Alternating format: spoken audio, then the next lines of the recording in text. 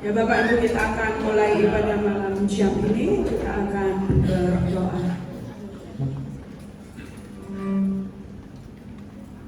Yesus, Juru Selamat kami bersyukur, berterima kasih malam hari ini Tuhan memberi kami kemenangan sehingga kami boleh ada di gabah-Mu yang suci ini untuk merayakan hari kebangkitan-Mu Tuhan. Hari Engkau mengalahkan maut, hari Engkau memberikan kemenangan bagi kami semuanya. Terima kasih Tuhan Yesus, sungguh terima kasih. Layakkan kuduskan kami Tuhan untuk ada dalam hadirat-Mu. Berkenan kami Tuhan malam hari ini ada dalam hadirat-Mu. Biarlah Tuhan kesempatan yang indah ini, kami yakin percaya Engkau ada di tempat ini Tuhan. Engkau akan memimpin jalannya ibadah dari awal, pertengahan hingga akhirnya. Engkau akan mengurapi kami semua alat-alat-Mu Tuhan yang akan melayani Engkau pada malam hari ini. Memberkati secara khusus hamba-Mu Tuhan yang akan menjadi berkat bagi kami lewat kebenaran firman-Mu. Biarlah Tuhan sendiri yang akan berbicara bagi kami supaya pesan Paskah boleh senantiasa menjadi rema dalam kehidupan kami. Terima kasih Tuhan Yesus, sungguh terima kasih. Memberkati kami semua Tuhan, anak-anak-Mu yang ada di tempat ini. Hampiri kami masing-masing, karena kami tahu, kami yakin percaya Tuhan sudah siapkan berkat atas kami semua. Di dalam nama Yesus kami sudah berdoa dan mengucap syukur. Amin. Dipersilakan duduk kembali. Bapak Ibu Saudara yang dikasihi Tuhan, Tuhan Yesus telah menunjukkan cintanya bagi kita semua. Oleh sebab itu, malam hari ini sebagai tanda cinta kasih kita kepada Tuhan, kita akan memuliakan nama Tuhan. Kita akan meninggikan Tuhan dengan segenap hati kita. Sama-sama kita akan mengucap syukur dan berterima kasih kepada Tuhan atas pengorbanannya dan kebangkitannya.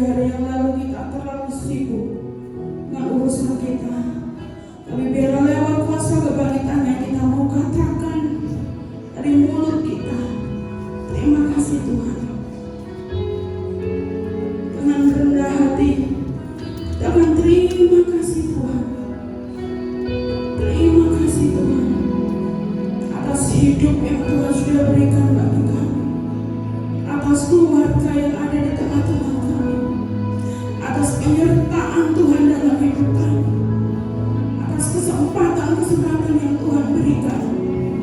Terima kasih Tuhan. Terima kasih Tuhan. Kami tidak dapat membalas cinta kasih-Mu Tuhan, sedang mengatakan terima kasih, berjuta rasa terima kasih untuk pengorbanan-Mu, untuk cinta-Mu bagi kami. Terima kasih Tuhan. Haleluya. Terima kasih Yesus, Yesus. Terima kasih Tuhan, cuma aku mengatakan terima kasih. Amin. Aku mau memuji Tuhan,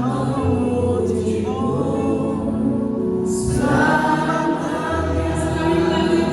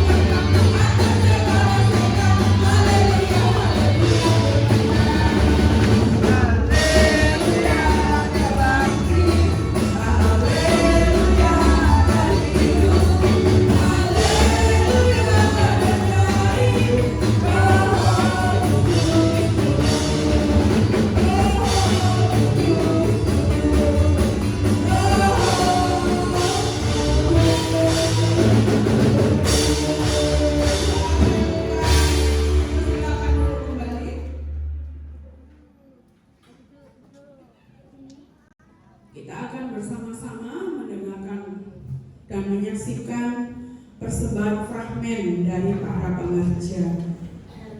Dan pemuda dipersilakan.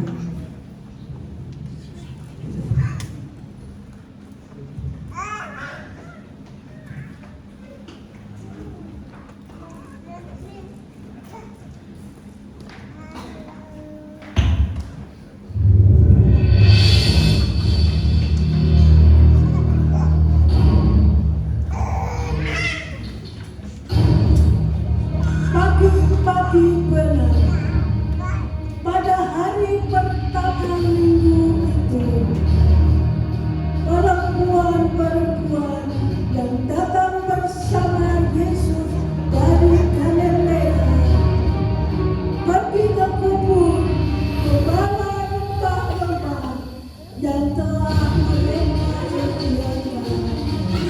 Tiba-tiba terjadilah gempa bumi yang hebat, sebab seorang malaikat Tuhan turun dari langit, datang ke batu penutup itu dan memulihkannya, lalu duduk di atasnya.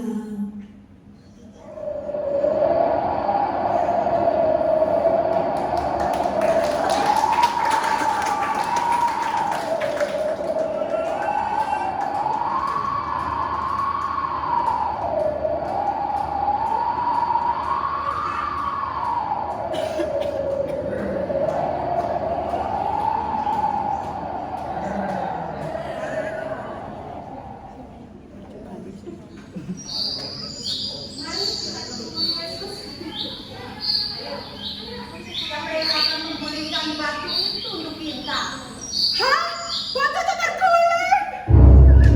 Lihat, lumpur itu gosong. Jadi Tuhanku tidak lagi. Apakah Tuhanku dicuri orang? Terus bagaimana ini?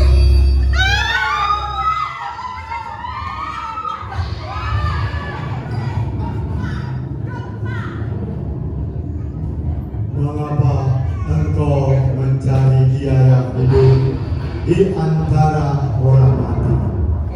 Ia tidak ada di sini. Ia telah bangkit.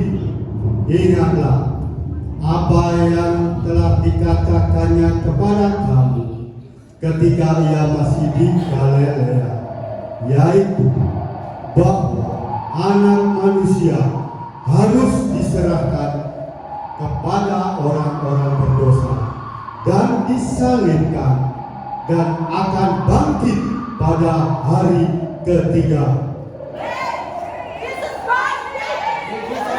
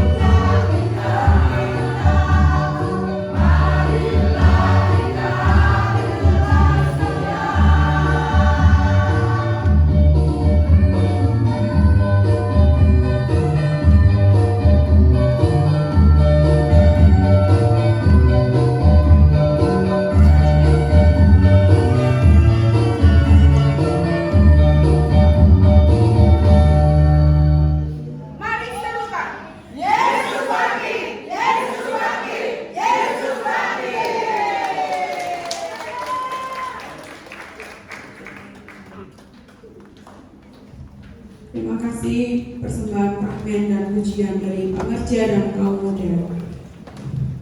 Biarlah kemuliaan Tuhan senantiasa ada terus menyertai jemaat yang ada di GPI Galilea.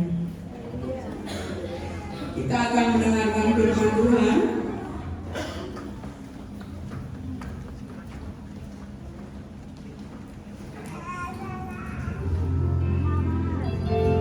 Sekali lagi kita akan berterima kasih kepada Tuhan dan menyatakan bahwa Tuhan adalah satu-satunya penebus kita, juru selamat kita. Lewat kuasa darahnya kita disucikan, kita disembuhkan, kita diselamatkan. Terima kasih Tuhan.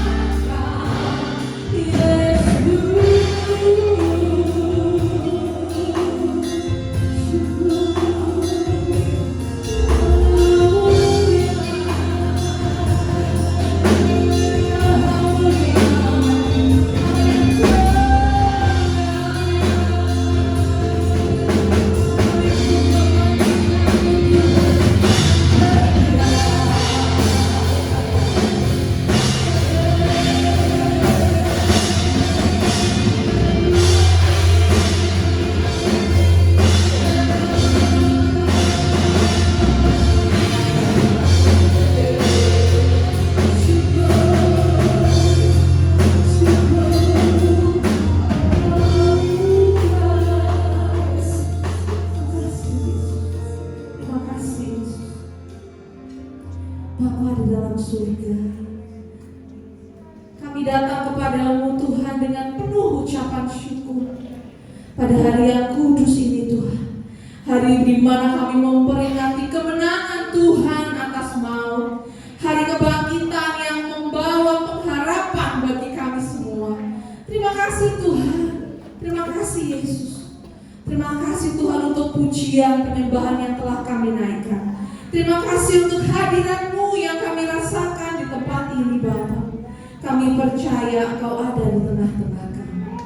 Dan Engkau rindu berbicara malam ini Tuhan kepada setiap kami secara pribadi.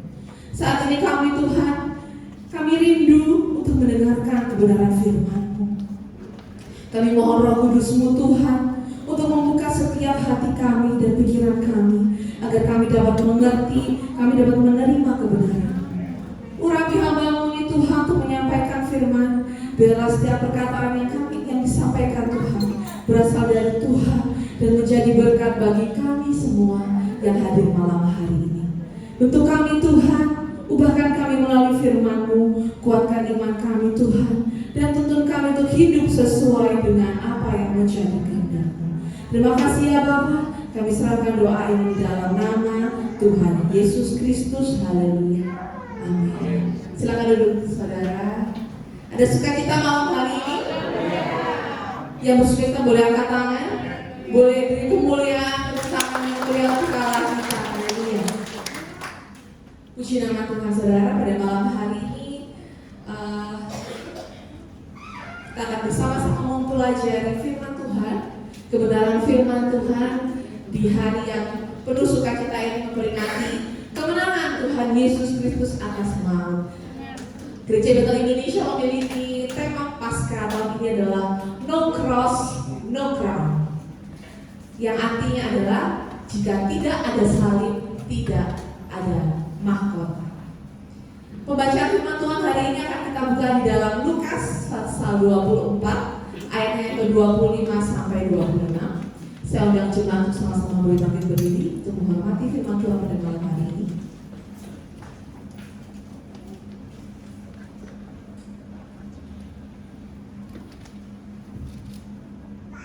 Lukas pasal 24 ayat 25 sampai 26, demikian bunyi firman Tuhan. Kita baca bersama-sama. 1, 2, 3. Lalu ia berkata kepada mereka, "Hai kamu orang bodoh, betapa lambatnya hatimu, sehingga kamu tidak percaya segala sesuatu yang telah dikatakan para nabi.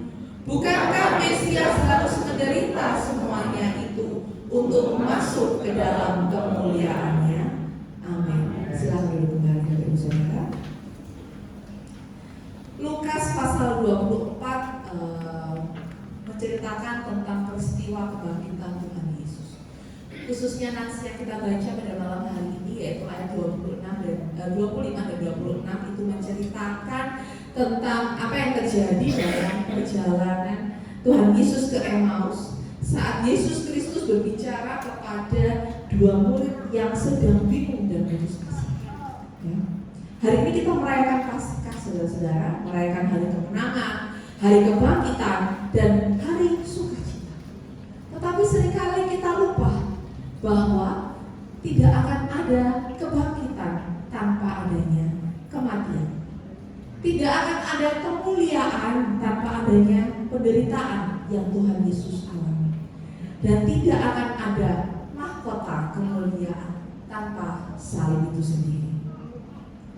No cross, no crown. Yesus berkata dalam Lukas 24 ayat 26. Bukankah Mesias harus menderita semuanya itu untuk masuk ke dalam kemuliaannya? Perhatikan kata dalam ayat ini. Dikatakan bukankah Mesias harus bukan kata yang lain, bukan kata mungkin, bukan kata kebetulan, bukan kata kecelakaan, tapi kata yang sangat tegas dikatakan harus. Bukankah Mesias harus? Kalau dalam bahasa Inggris dikatakan harus itu it's a must, harus, wajib hukumnya. Bukankah Mesias harus menderita semuanya itu untuk masuk ke dalam kemuliaan? Dengan berarti jika dikatakan dengan tegas harus, maka salib bukanlah sebuah kesalahan, salib bukanlah sebuah kegagalan, tapi salib itu sendiri adalah sebuah rencana yang sudah Allah tentukan. Dan firman ini bukan hanya tentang Yesus, Bapak Ibu Saudara, tetapi ini tentang kita semua yang hadir malam hari ini. Karena setiap orang yang mau ikut Yesus pasti dan harus akan melewati yang namanya salib. Tetapi kabar baiknya Bapak Ibu Saudara, setiap salib yang dipikul bersama Tuhan akan berakhir dengan mahkota. Hari ini kita akan belajar 3 kebenaran Paskah. Paskah menekankan bahwa mahkota hanya datang setelah pengorbanan di kayu salib. Kristus menunjukkan bahwa jalan menuju kemuliaan harus diperjuangkan melalui penderitaan. Bukan sesuatu yang hanya dalam sekejap didapatkan, tapi harus diperjuangkan melalui yang namanya penderitaan. Lalu apa kebenaran yang akan kita sama-sama pelajari malam hari tentang mahkota yang didahului oleh salib? Pelajaran pertama, kebenaran yang pertama adalah yakni keharusan salib. Pada ayat yang ke-26a dikatakan, bukankah Mesias harus? Lagi-lagi ditekankan harus. Saya berikan tanda merah di sini. Harus. Yesus harus disalib, bukan karena dia lemah, bukan karena kesalahannya, tetapi karena itu adalah rencana Allah. Dan selanjutnya kita akan membaca di dalam Yesaya 53 ayat yang ke-5 dikatakan, tetapi dia ketikam oleh karena pemberontakan kita, dia diremukkan oleh karena kejahatan kita, ganjaran yang mendatangkan keselamatan bagi kita ditimpakan kepadanya, dan oleh bilur-bilurnya kita menjadi sembuh. Ini adalah nubuat pertama tentang pengorbanan Yesus yang menanggung dosa dan penderitaan manusia. Bukan Yesus yang berdosa, tapi adalah kita yang dosanya harus ditanggung oleh Tuhan, dan penderitaan kita yang harus ditebus oleh Tuhan Yesus di atas kayu salib. Pada saat selanjutnya kita membaca juga dalam 1 Petrus 1 ayat yang ke-20, Bapak Ibu bisa buka Alkitab masing-masing. Dikatakan Kristus sudah dipilih sebelum dunia dijadikan. Artinya salib bukanlah sebuah kebetulan, salib bukankah sesuatu yang tidak ada dalam rencana Tuhan, tapi salib sudah ada di dalam rencana Tuhan bahkan sebelum dunia ada. Tanpa salib tidak ada pengampunan, tanpa salib tidak akan ada keselamatan, dan tanpa salib tidak akan ada hidup baik. Kalau kita melihat ya Bapak Ibu Saudara, sering kita melihat ya film kalau yang sering diputar pada saat momen-momen Jumat Agung dan Paskah, momen di mana film yang menceritakan tentang bagaimana Tuhan Yesus harus menderita di atas kayu salib. Begitu menyakitkan, Tuhan Yesus dicambuk, dimahkotai duri, dia harus dipakul di atas kayu salib. Salib itu menyakitkan, tetapi oleh karena salib itu kita diselamatkan. Salib yang menyakitkan itu memberikan keselamatan. Begitu juga di dalam kehidupan ini. Seringkali kita merasa bahwa apa yang menyakitkan dalam hidup kita itu tidak ada artinya. Saya punya 2 anak Bapak Ibu Saudara, di mana dua-duanya itu masih bayi. Anak bayi itu selalu, Bapak Ibu Saudara juga pasti pernah punya bayi ya. Keduanya pasti punya yang namanya jadwal vaksin. Vaksin itu disuntik ya. Kedua anak saya ini punya karakter yang berbeda Bapak Ibu Saudara. Yang satu kakaknya itu baru sampai parkiran rumah sakit itu dia sudah nangis. Apal dia, oh ini mau disuntik, dia anaknya di situ. Dia sudah lebih besar ya, dan sudah apal. Beda sama adiknya. Adiknya tuh sudah dipegang sama perawatnya, ditimbang, diukur kepalanya, diukur tingginya. Dia ketawa-ketawa. Padahal keduanya punya maksud yang sama, mau disuntik. Tapi mereka sudah punya 2 karakter yang berbeda, ada satu kesamaan. Setelah disuntik pasti sama-sama nangis. Ya, saat disuntik pasti menangis karena merasakan apa? Sakit. Ada rasa nyeri yang dirasakan sehingga pasti menangis. Dia pikir, apalagi yang pertama ya, datang ke rumah sakit, dia dokternya waduh dari jauh dan kacau, satu rumah sakit dengar. Karena berpikir dokternya itu jahat. Aku mau disuntik, orang ini jahat, membuat aku merasa sakit dan nyeri. Padahal dokter itu tidak berniat menyakiti. Vaksin diberikan supaya memiliki kekebalan tubuh terhadap penyakit sehingga setelahnya nanti sudah besar dia tidak akan mudah terserang penyakit. Begitu juga kita di dalam hidup ini Bapak Ibu Saudara. Saat hidup kita merasakan sakit, ada masalah, merasakan kekecewaan, kita pikir Tuhan jahat. Saat doa belum dijawab, kita pikir Tuhan masih jauh. Kenapa Tuhan jauh dari aku? Kenapa Tuhan gak peduli sama aku?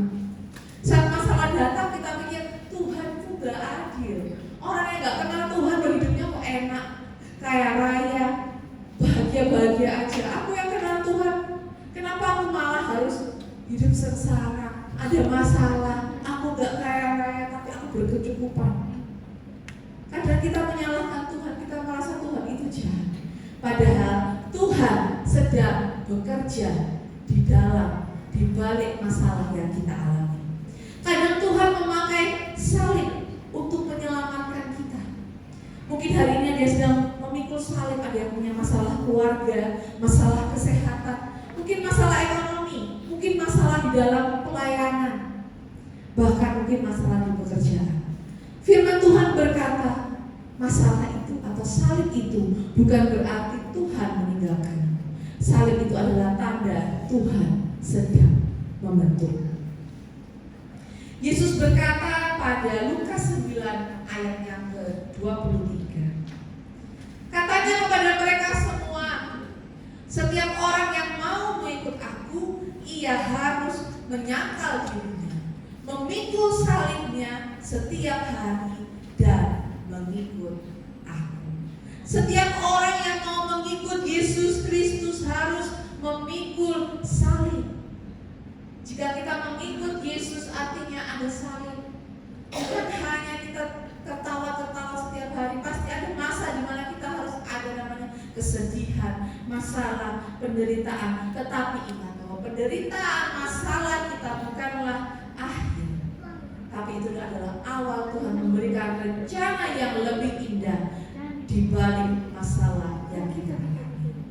Itu adalah kebenaran firman Tuhan yang pertama malam hari ini, yaitu keharusan salib.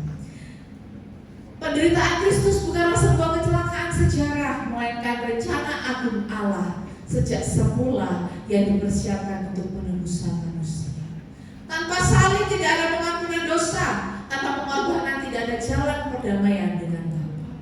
Kita dipanggil untuk memahami bahwa pertumbuhan dan kedewasaan rohani seringkali melewati jalan penyangkalan diri. Kadang yang kita alami di hidup ini tidak sesuai dengan apa yang menjadi kerinduan kita atau rencana kita. Tapi percayalah bahwa rencana Tuhan adalah yang lebih baik di dalam kehidupan kita. Kebenaran firman Tuhan, kebenaran Paskah kedua adalah kesetiaan dalam penderitaan. Pada ayat ke-26 juga dikatakan, bukankah Mesias harus menderita? Yang di-highlight adalah kata menderita. Tuhan Yesus harus menderita. Dia tidak hanya menderita, tetapi dia setia, tetap setia dalam penderitaannya. Dan selanjutnya dalam Filipi 2 ayat ke-8 dikatakan, dan dalam keadaan sebagai manusia, ia telah merendahkan dirinya dan taat sampai mati, bahkan sampai mati di kayu salib. Ayat ini menekankan kerendahan hati tertinggi Kristus yang mengesampingkan keilahiannya untuk taat sepenuhnya kepada Bapa melalui kematian, bahkan melalui metode kematian yang paling hina. Tuhan Yesus tidak mati seperti yang kita kepengen ya Bapak Ibu. Kalau bisa aku mati itu tidur aja terus gak kerasa, hilang aja. Tapi Tuhan Yesus itu meninggal, mati, harus melalui penderitaan. Yesus sebenarnya seorang yang penuh kuasa. Yesus sebenarnya bisa saja turun dari salib, bisa saja memanggil malaikat seperti tadi ada malaikat di sini datang. Itu malaikat yang sedang melihat. Yesus bisa saja berhenti, nggak jadi kok sakit dia dicambuk, sakit dia dimahkotai dulu, tak berhenti aja nggak jadi, batal, nggak jadi, bisa saja. Tapi Yesus tetap setia dalam penderitaannya, disiksa di atas kayu salib. Karena mengapa? Karena di balik salib ada kemuliaan. Behind the cross there is the crown. Di balik salib itu ada mahkota, ada kemuliaan. Banyak orang setia saat diberkati, tapi berubah saat dipuji. Saat banyak duit, setia datang ke gereja. Tiba-tiba ada masalah di pekerjaan. Aduh, kok jadi nggak punya duit? Gak gereja, wes. Menyalahkan Tuhan, nggak mau ke gereja. Saat usaha lancar, bersorak, haleluya, usaha lancar. Tapi saat ada kerugian, menghilang dari Tuhan, menjauhkan diri dari Tuhan, bahkan mungkin bisa lari ke hal-hal lain yang tidak berkenan dengan apa yang menjadi kehendak Tuhan di dalam hidupnya. Saat sehat, puji Tuhan, bersyukur. Tapi saat sakit, kecewa, menyalahkan Tuhan. Kok aku dikasih penyakit sih Tuhan? Saat doa belum dijawab, marah sama Tuhan.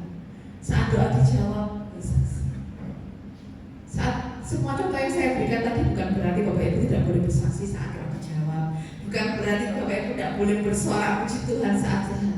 Tapi yang harus kita lakukan adalah kita harus selalu mengucap syukur, selalu bersyukur, memberikan saksi yang baik atas kebaikan Tuhan dalam keadaan apapun. Karena saat ada masalah, saat doa belum dijawab, mungkin saat sakit penyakit itu ada dalam tubuh kita, itu bukanlah merupakan hal yang buruk, tapi itu adalah salib yang memang kita harus alami dalam kehidupan kita untuk kita mendapatkan mahkota yang sudah Tuhan janjikan.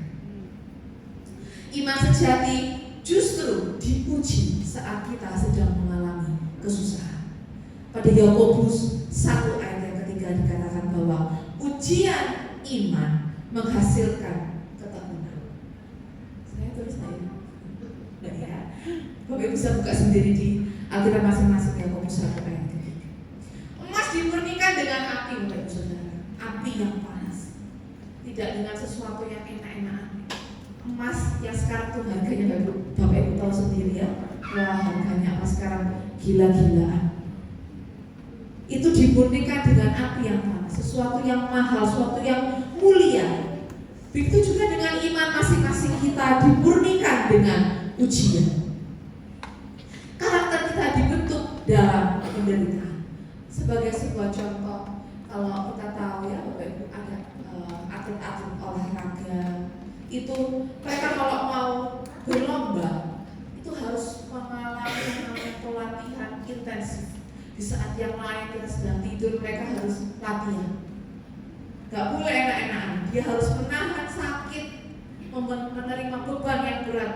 Bahkan ketika orang yang nonton itu mungkin lihat dia latihan itu ketawa, oh keren ya, tapi dia harus menahan sakit.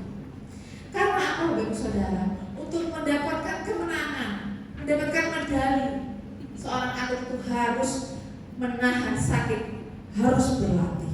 Tidak ada mahkota tanpa perjuangan, tidak ada kebangkitan tanpa salib. Itulah yang Tuhan mau tunjukkan melalui peristiwa kebangkitannya dan kematiannya. Pasca mengajarkan kita bahwa kita harus tetap setia saat sakit, tetap setia saat gagal, tetap setia saat kita tidak mengerti apa rencana Tuhan dalam kehidupan kita, dan tetap setia saat kita menangis dalam kesedihan atau kedukaan kita. Karena percayalah bahwa Tuhan tidak pernah salah. Ya, Yakobus 1 ayat 3 dikatakan, sebab kamu tahu bahwa ujian terhadap imanmu itu menghasilkan ketekunan. Selanjutnya, Yesus tetap taat menjalankan misinya meskipun harus menghadapi penderitaan yang berat. Kesetiaan di masa sulit dan tetap bertahan di dalam penderitaan adalah ujian bagi iman yang sejati. Pasca mengajarkan kita untuk tetap teguh memegang panggilan Tuhan bahkan ketika situasi terasa menekan. Jangan tinggalkan Tuhan dalam keadaan apapun, keadaan duka, keadaan sakit, keadaan kita sedang merugi dalam pekerjaan mungkin. Tetap pegang Tuhan. Janjinya ya dan amin.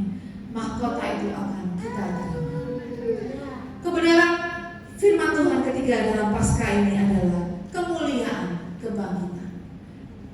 Bukankah Mesias harus menderita semuanya itu untuk masuk di dalam kemuliaannya? Yesus tidak berhenti di salib. Salib bukanlah akhir. Yesus bangkit seperti yang kita saksikan dalam fragmen tadi. Yesus bangkit, kuburnya kosong, mau kalah, iblis kalah, dan dosa kalah. Dikatakan pada Roma 8 ayat yang ke-18. Sebab aku yakin bahwa penderitaan zaman sekarang ini tidak dapat dibandingkan dengan kemuliaan yang akan dinyatakan kepada kita. Penderitaan sekarang yang kita rasakan saat ini tidak ada apa-apanya, Bapak Ibu Saudara, dibanding dengan kemuliaan, kebahagiaan yang akan kita rasakan dan akan dinyatakan kepada kita nanti. 2 Korintus 4 ayat yang ke-17 dikatakan, sebab penderitaan ringan yang sekarang ini mengerjakan bagi kami kemuliaan kekal yang melebihi segala-galanya, jauh lebih besar daripada penderitaan kami. Penderitaan saat ini yang kita rasakan itu penderitaan ringan, Bapak Ibu Saudara. Jadi ketika kita merasakan ada sedang mengalami penderitaan atau masalah, ingatlah, oh ini ringan, penderitaan ini ringan kok. Nanti akan mendapat kemuliaan yang kekal, jauh lebih indah, lebih besar. Seperti contoh, Bapak Ibu Saudara, seorang ibu kalau melahirkan itu harus menahan rasa sakit. Saya 2 kali melahirkan bayi-bayi saya ini, dua-duanya dioperasi ya. Banyak yang bilang oh enak dioperasi gak sakit. Kalau ibu-ibu yang melahirkan langsung itu sakit, harus ngeden, harus jangan salah Bapak Saudara, dioperasi itu juga sakitnya bukan main. Pertama sakitnya tuh belum melahirkan tuh udah sakit dibius, harus melungker. Melungker itu apa ya? Melungker gini loh, kayak urang, kayak udang. Kalau badannya kurus, langsing, bagus kayak Mbak Patin ya. Disuruh melungker bu, melungker. Nah saya ini hamil, berat saya tuh 106 kilo, sak kintal. Ya sampai sekarang ini nggak turun-turun kalau kayak kuliah, cik besar. Disuruh melungker, karena tahu saya dokter, melungker dok ya, permisi ya, dan melungker. Gak bisa rek, melungker rek. Terus abot bawa bayi juga kan dibuat ini, suruh melungker, akhirnya dibantu sama perawat-perawatnya sama dokter biusnya, dipegangi kaki sama kepalanya, melungker sama Bapak Saudara. Sakit gedenya, itu harus dicari di sini.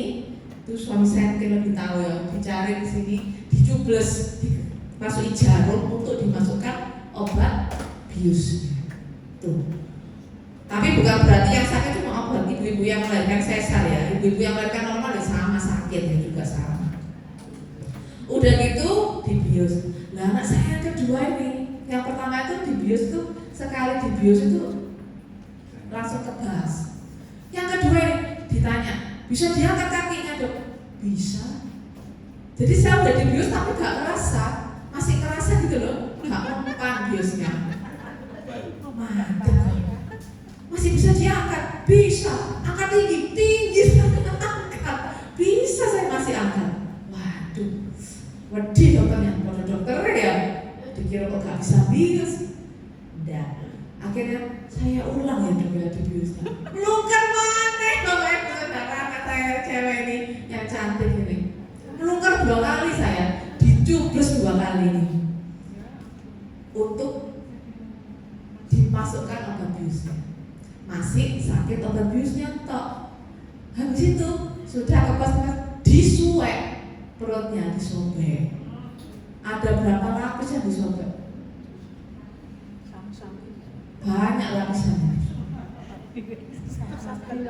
Itu sadar loh Bapak Ibu Saudara, kalau ibu-ibu melahirkan itu gak dibius merem. Soalnya takutnya bayinya yang di dalam perut ikut merem.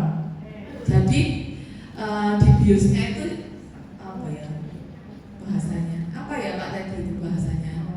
Bius separuh. Ya. Bius lokal. Apa? Regional. Ya, dibius. Jadi masih kerasa, masih sadar. Dioprek-oprek bayinya diambil itu masih sadar. Lah, yang pertama itu enak diambil cek. Lah ini enak kerasa, nyeri nggak kayak dibius. Yang ini, tapi wonder cantik hasilnya. Dia lahir kami langsung, weh, teriak beda sama masnya. Masnya dulu lahir cepet tapi kok menang. Mas lahir bujuku, wes lahir sayang, anak ini sayang. Kok gak ada suaranya ya? Dibersihkan ininya baru nangis. Kalau ini lahir langsung teriak, wah bahagianya bukan main. Sama seperti hidup kita Bapak Saudara. Mungkin kita harus mengalami sakit yang bertubi-tubi kayak tadi saya disuruh melungker 2 kali, dicubles 2 kali, belum disobek, dikeluarkan bayinya itu bayi dia lahir 3,7 kilo besar. Jadi harus diusahakan gini ya. Terus keluar, masih dijahit lagi. Setelah sudah lahir, biusnya hilang, merasakan nyeri lagi. Belajar jalan dengan rasa nyeri yang bukan main. Begitu juga hidup kita. Hari ini mungkin kita mengalami penderitaan bertubi-tubi, mungkin kita menangis, mungkin kita merasa kok berat banget penderitaanku. Tapi yakinlah bahwa besok Tuhan bisa membuat kita tertawa. Hari ini mungkin kita jatuh, tapi yakinlah bahwa besok Tuhan bisa mengangkat kita. Hari ini mungkin kita memikul salibmu, berat banget salibmu Tuhan. Tapi ingat bahwa Tuhan sudah siapkan mahkota. Wahyu 2 ayat 10 dikatakan, saya tulis ya,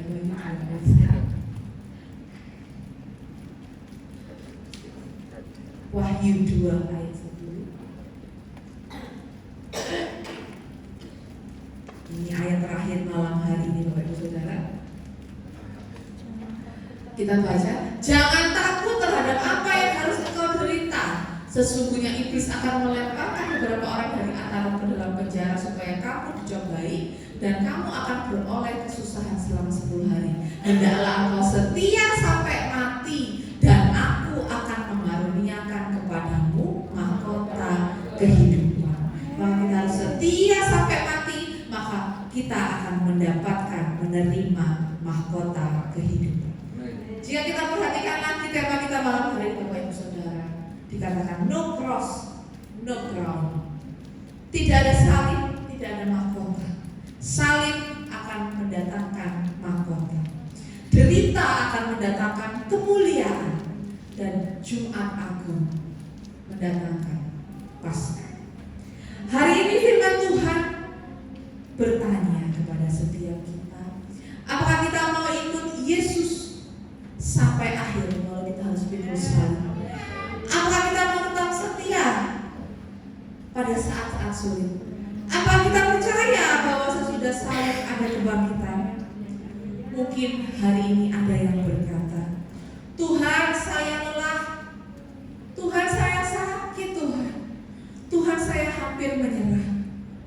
Dengar firman Tuhan hari ini, jangan berhenti di Golgota karena di depanmu ada kebangkitan. Jangan berhenti di salib karena di depanmu ada kebangkitan. Jangan berhenti di salib karena Tuhan sudah siapkan mahkota.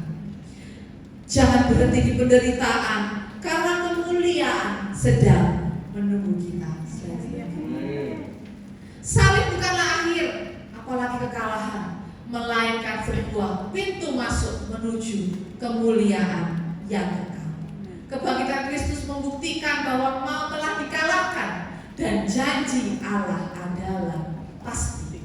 Harapan kita teguh karena kita tahu bahwa setelah salib yang kita pikul hari ini, maka ada mahkota yang telah Tuhan sediakan.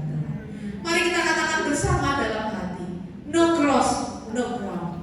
Yes cross, yes crown. Yesus mati, Yesus bangkit, dan Yesus hidup. Haleluya. Beri kemuliaan buat Allah kita yang bangkit dan hidup. Selamat Paskah 2022 Bapak Ibu Saudara. Ini yang tadi saya ceritakan. Dua anak-anak yang buat saya bluker ya. Sukacita kebangkitan Kristus memenuhi rumah kita dengan kasih, tawa, dan berkat yang melimpah. Tuhan Yesus memberkati. Haleluya. Saya undang Bapak Ibu Saudara untuk sama-sama bangkit berdiri, kita pujikan pujian.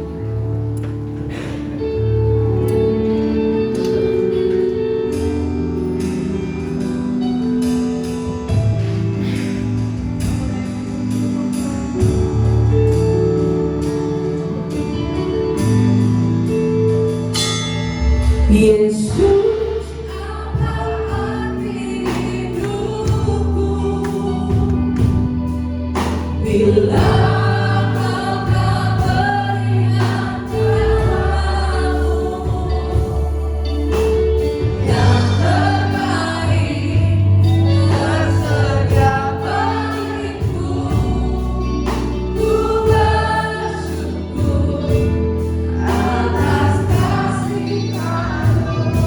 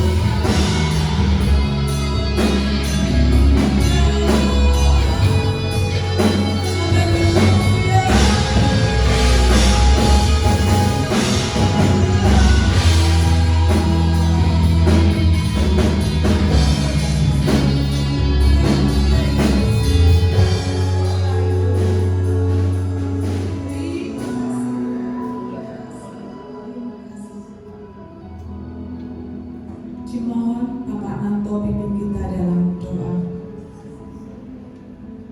Allah Bapa kami yang bertata di kerajaan surga, Allah Bapa kami yang sangat mengasihi Tuhan. Terima kasih Tuhan atas berkat firman yang dan sebagai Allah yang selalu mengajarkan kami untuk selalu kami taat takut akan Tuhan, yang mengajar kami untuk setia sampai mati. Terima kasih Roh Kudus memberkati hamba-Nya Tuhan akan Ibu Renata, memberkati dalam setiap pelayanannya Tuhan, memberkati akan keluarganya Tuhan.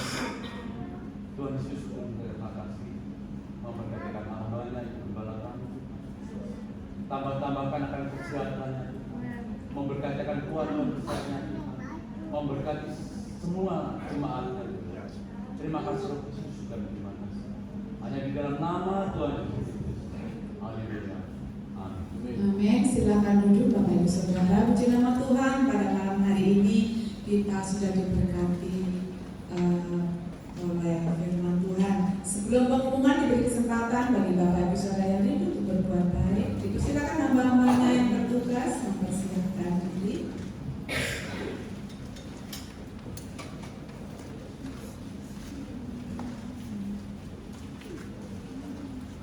Untuk mendasari persembahan kita pada malam hari ini, kita akan baca ayat firman Tuhan yang berbunyi demikian.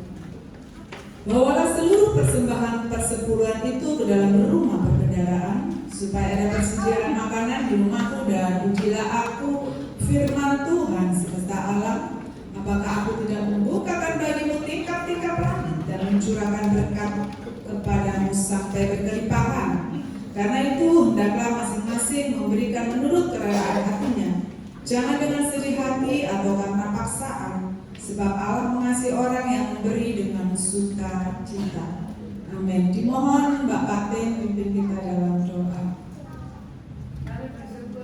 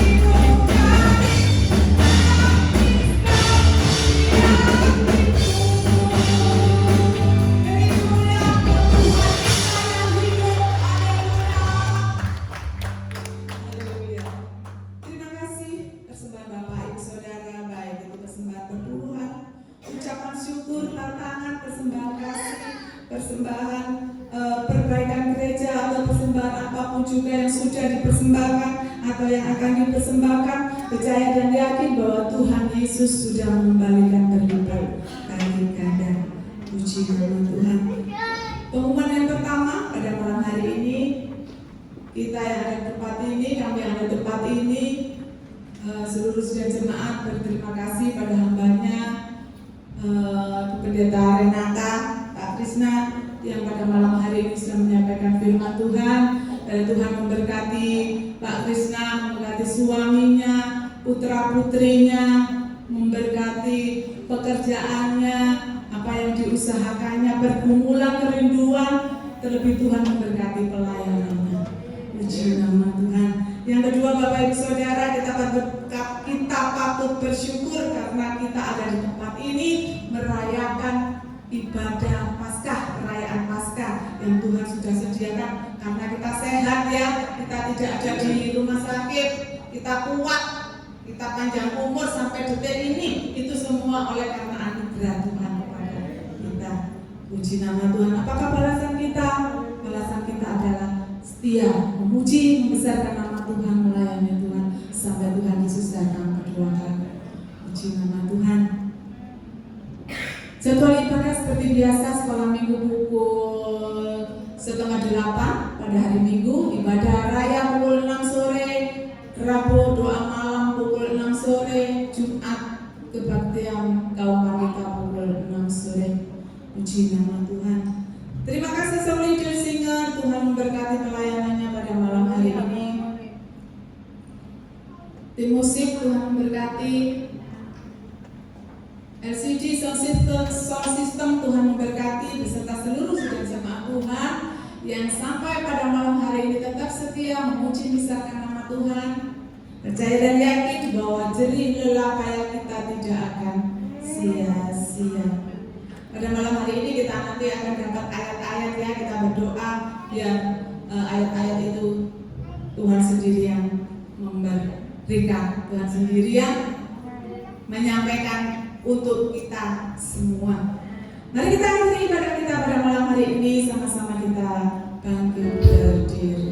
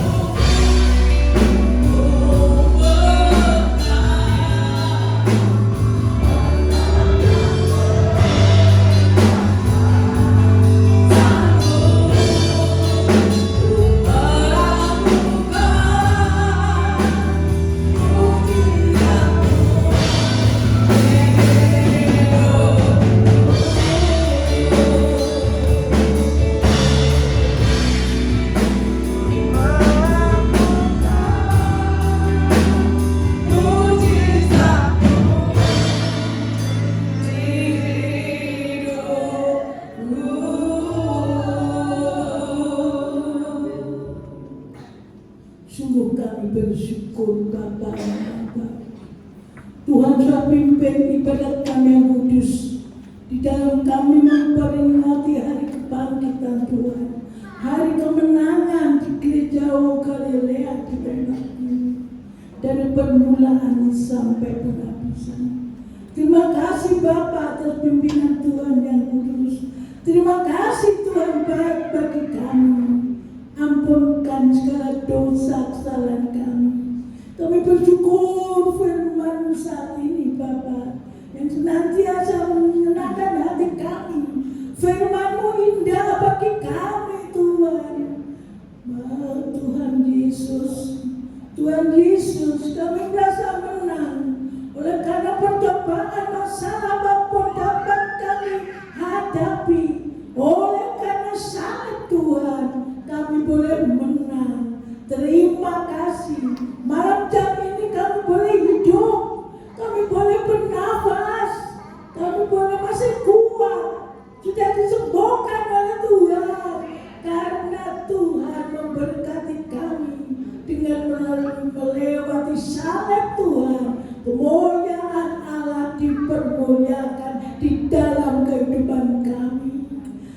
Terima kasih Tuhan, terima kasih. Memberkati hamba yang Tuhan percayakan untuk jadi saluran berkat bagi kami. Memberkati pelayanannya, kehidupannya, keluarganya, pekerjaannya, usahanya, Tuhan memberkati. Demikian juga buat kami semua yang Tuhan sudah percayakan, yang Tuhan sudah beri benar. Terima kasih kami boleh semangat Tuhan, kami boleh sehat, sembuh Tuhan. Ajarkan kami setia dan takut akan firman Tuhan, sehingga kami boleh semangat setia sampai nanti mengiring Tuhan. Walaupun ada banyak masalah, pasti Tuhan melewatkan masalah itu dengan melalui mencintai salib Tuhan. Maka di balik salib Tuhan ada kemuliaan Allah. Menceritakan firman bagi kami semuanya, bahkan bagi anak-anak yang tidak dapat hadir saat ini, kami percaya sakit Tuhan sudah sembuhkan. Terima kasih Tuhan Yesus, sungguh dan terima kasih Tuhan selalu mengampuni kami.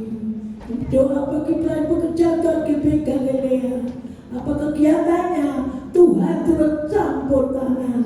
Tanpa Tuhan kami bukan apa-apa, sedang cuma hamba Tuhan bekerja tempat ini. Tapi oleh karena uluran tangan kasih-Mu, Roh Kudus senantiasa Tuhan mencurahkan dalam kehidupan kami. Kami tetap kuat sampai Maranatha Tuhan Yesus datang.